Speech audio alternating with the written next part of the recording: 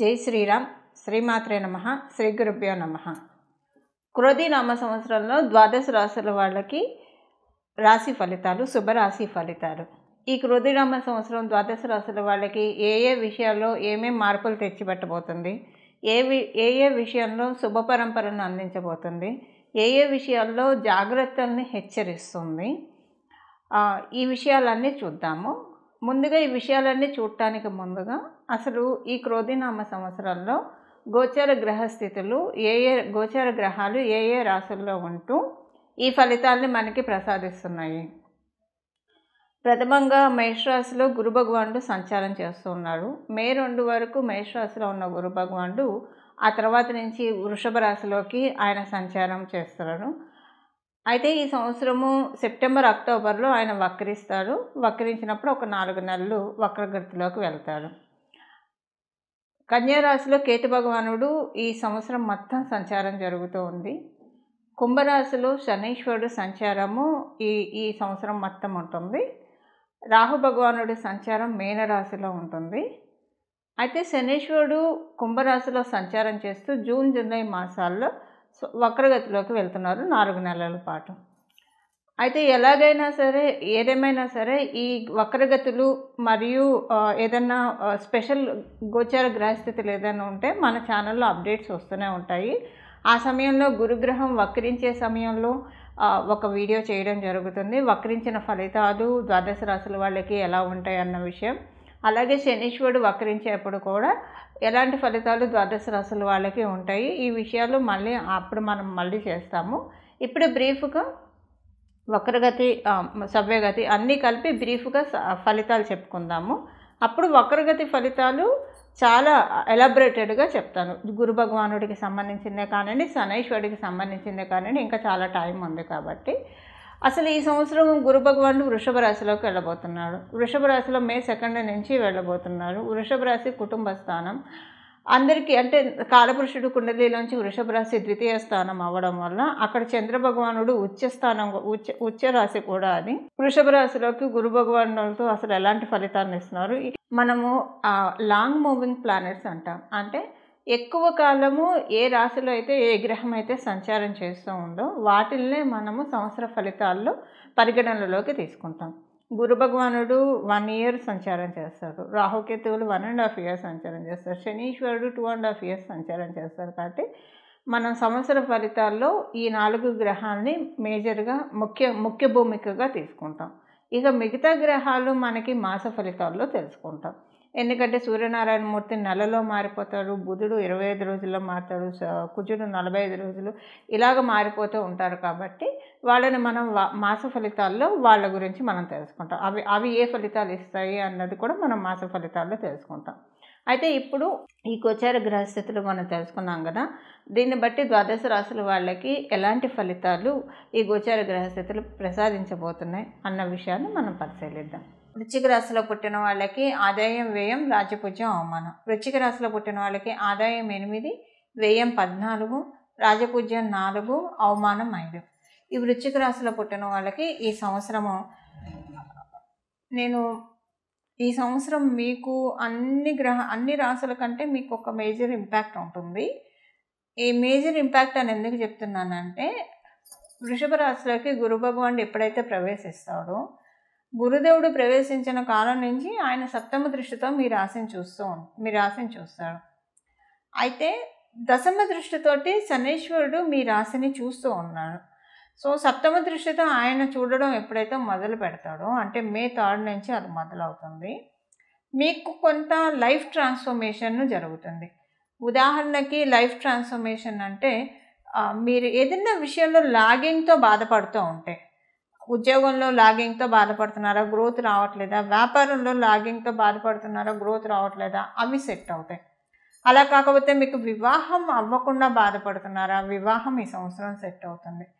వివాహం అయ్యింది కానీ భార్యాభర్తల మధ్య సరిగ్గా లేదు అని అనుకుంటే అది సెట్ అవుతుంది. సో ఇలా ఏదైనా సరే మీకు మీ జీవితంలో ఏ విషయంలో అయితే వాక్యూమ్ ఉందని మీరు భావిస్తూ ఉన్నారో ఆ వాక్యూమ్ మొత్తం కూడా ఈ సంవత్సరంలో at any point of time fill అవ్వడానికి చాలా చక్కటి ఆస్కారం ఉంది. దైవబలం బాగా పెరుగుతుంది ఈ సంవత్సరం. మీకు చాలా ప్రశాంత చిత్తంతో ఉంటారు, ప్రసన్న వదనంతో ఉంటారు, చక్కటి ఆలోచనలు చేస్తూ ఉంటారు. ఈ సంవత్సరం అంతా కూడా వీలైనంత వరకు మిమ్మల్ని మీరు ప్రశాంతంగా ఉంచుకోవడానికి ప్రయత్నిస్తూ ఉంటారు. గృహ ప్రయత్నాలకి మటుకు ఈ సంవత్సరం పూర్తిగా అనుకూలంగా లేదు.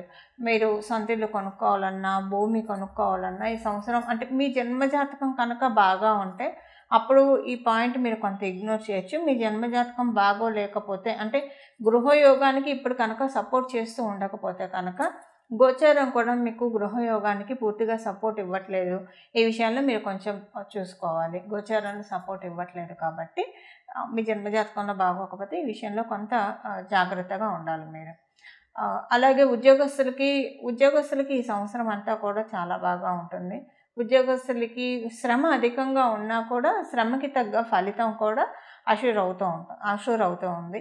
అదే మనం మొదట తెలుసుకున్నాం కదా, ఏ విషయంలో అయితే మీరు చేంజ్కి ప్రయత్నిస్తూ ఉన్నారో ఆ విషయంలో ఆ చేంజ్ జరుగుతుంది. ఇప్పుడు ఉద్యోగస్తులకి మీకు ఏమన్నా టెన్షన్ ఉందనుకోండి ఉద్యోగంలో, ఆ టెన్షన్స్ అన్నీ రూపుమాపిపోవడానికి చక్కటి ఆస్కారం ఉంది.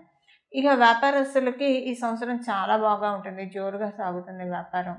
చాలా ప్రశాంతంగా ఎర్నింగ్స్ మీకు రూట్ అవుతాయి. చాలా ప్రశాంతంగా సంపాదించుకోగలుగుతారు. సంపాదించిన ప్రతి రూపాయి కూడా సద్వినియోగం చేస్తారు. డబ్బులు దాచుకోవడానికి చాలా అవకాశం ఉంది. మీ రాశి ప్రకారం మీ స్పౌస్ కనుక వర్కింగ్ అయితే వాళ్ళకు కూడా ఈ సంవత్సరం ఇన్కమ్ స్టాండర్డ్ పెరుగుతుంది. బాగా డబ్బులు రూట్ చేసుకోవడానికి చాలా చక్కటి అవకాశం ఉంది. ఇన్ కేస్ ఒకవేళ మీ స్పౌస్ వర్కింగ్ కాకపోతే కనుక అప్పుడు ఆ యోగం మీకే పూర్తిగా ఉంటుంది.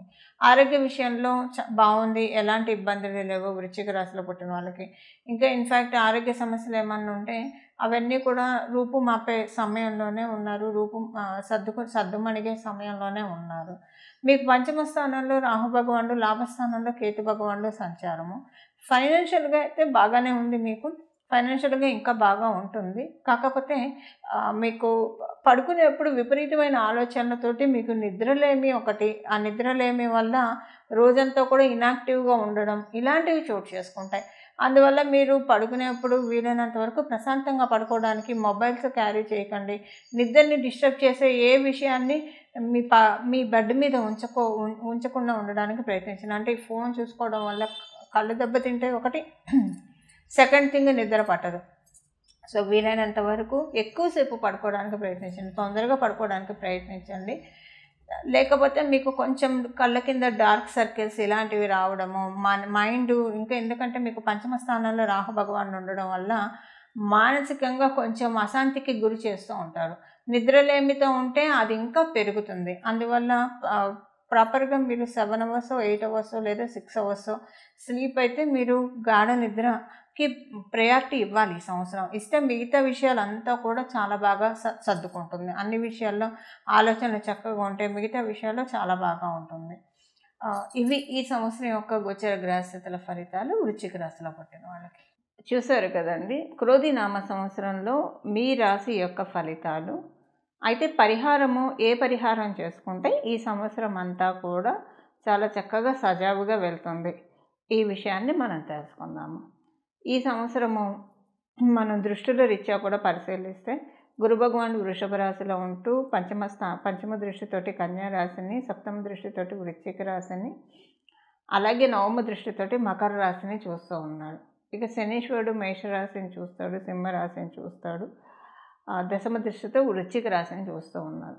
ఇద్దరూ కలిపి గురు భగవానుడు అలాగే శనీశ్వరుడు వీళ్ళిద్దరూ కలిసి ఒకే రాశిని చూస్తున్నారు. ఆ రాశి వృశ్చిక రాశి. ఈ సంవత్సరము అయితే వీళ్ళిద్దరూ కలిసి ఎక్కడున్నా, వీళ్ళిద్దరూ కలిసి ఏ స్థానం మీద దృష్టి పెట్టినా ఆ స్థానము మీ జన్మకుండలిలో ఏదవుతుందో ఆ విషయంలో కొన్ని మంచి మార్పులు చోటు చేసుకుంటాయి. ఉదాహరణకి మీది మేషరాశి అయిందనుకోండి, అంటే మనం ఏదవుతుందో దాని ఫలితాలు ఆల్రెడీ నేను చెప్పాను కదా. దానికి సంబంధించి ఒకవేళ చెడు ఫలితాలు ఉంటే తగ్గించుకోవడానికి, అంటే చెడు ఫలితాలు అయితే ఉండదు, ఇది బ్యాలెన్స్డ్గా అన్న ఉంటుంది, లేదంటే ఒక మంచి మార్పు అన్న తెచ్చిపెడుతుంది. సో ఈ మంచి మార్పు ఇంకా మీ జన్మజాతకం సపోర్టింగ్గా లేకపోతే కనుక ఈ మంచి మార్పుని సుస్థిరం చేసుకోవడానికి, మంచి మార్పు యాక్టివేట్ చేసుకోవడానికి చేయాల్సిన పరిహారం మనం ఒకసారి పరిశీలిద్దాం. వృశ్చిక రాశి శనీశ్వరుడు మరియు గురు భగవానుడు ఇద్దరు ఏకకాలంలో చూస్తూ ఉన్నారు కాబట్టి, అంటే మే నుంచి గురు భగవానుడు చూస్తాడు. మే వరకు గురు భగవానుడు మేష రాశిలో ఉంటాడు కాబట్టి ఆయన చూసే అవకాశం లేదు. ఎలాగో మనకి ఒక 2 నెలల్లోనే ఉగాది మొదలైన 2 నెలలు, 1.5 నెలలోనే మే వచ్చేస్తుంది కాబట్టి, అయితే ఇప్పుడు మనం చేయాల్సిన పరిహారము ఈ సంవత్సరం అంతా కూడా కార్తికేయుని ఆరాధన లేదా లక్ష్మీ నరసింహస్వామి వారి ఆరాధన, హనుమంతుని ఆరాధన, వీళ్ళ ముగ్గురులో ఎవరో ఒక్కళ్ళని పాదాలని శరణు వేడినా పర్వాలేదు, లేదా ముగ్గురిని అర్చించినా ఇంకా చాలా మంచి శుభ ఫలితాలు వస్తాయి. ఇక్కడ మనం ఒక చిన్న న్యూమరాలజికల్ ఆస్పెక్ట్ కూడా చూడాలి. 2024 అంటే అవి మొత్తం మనం కనుక లెక్క వేస్తే నెంబర్ 8 వస్తుంది. ఈ 8 సంఖ్యకి అధిపతి శనైశ్వరుడు ఈ సంవత్సరము న్యూమరాలజికల్గా రూల్ చేస్తూ ఉన్నారు. సో ఇక్కడ మనకి వృశ్చిక రాశికి అధిపతి మంగళుడు, అంగారకుడు అని చెప్తాం. సో వీళ్ళిద్దరికీ ఎప్పుడూ కూడా పూర్తిగా అనుకూలంగా ఉండదు. అందువల్ల వీళ్ళు ఇప్పుడు అంటే వచ్చే యోగాన్ని మనం వడిసి పట్టుకోవడానికి ఇప్పుడు మనం తెలుసుకున్న ఈ దేవీ దేవతల ఆరాధన, అంటే కార్తికేయుని ఆరాధన కావచ్చు, లేదా హనుమంతుడి ఆరాధన, లక్ష్మీ నరసింహస్వామి వారి ఆరాధన, ఈ ముగ్గురులో ఎవరు ఆరాధన చేసినా పర్వాలేదు, ముగ్గురిని కలిపి ఏకకాలంలో ఆరాధన చేసినా పర్వాలేదు, చాలా చక్కటి శుభ ఫలితాలు అందుకోవడానికి నిస్సందేహంగా అవకాశాలు ఉంటాయి.